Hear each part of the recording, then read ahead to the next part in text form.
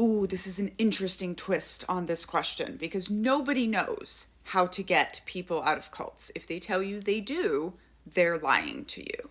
Otherwise, my grandfather would not be running the Children of God. Our loved ones would not be in cults if experts knew how to take them out of cults, and I would be very wealthy. Okay, so nobody knows. The one thing we do know is that in the very beginning, a friend saying, nah, this is crazy, come with me, can be effective.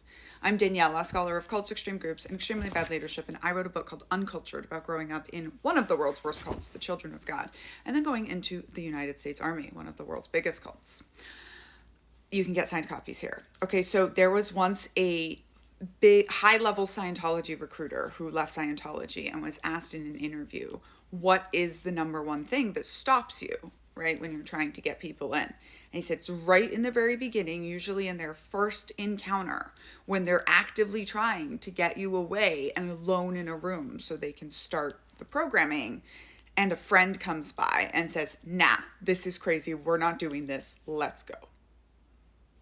That's the point you can help.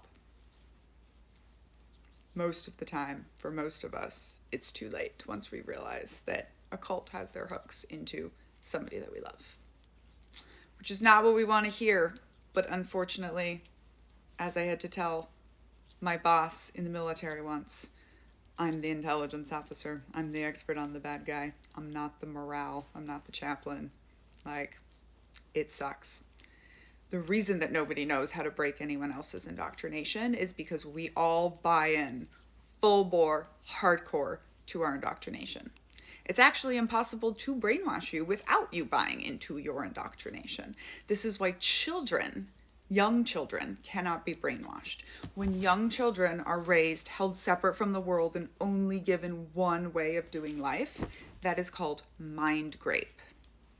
And almost every cult realizes when they're older children and teenagers, when they start to have that level of rationalization, they realize they have to break the children. And I will tell you that the children is the only silver lining here, right? The cult is in charge now. We all live in a cult. But they only carried the boomers. That was the only age demographic, boomers and older. So the way that cults end is when they fail to recruit or keep the next generation. There were 5% more Democratic voters in Utah. That's how many ex-Mormons there are now. We are living through the largest exodus of religion. It doesn't matter how big your cult is, it doesn't matter how rich your cult is, and it doesn't matter how much political power your cult has. If you fail to keep the children, your cult is eventually going to end.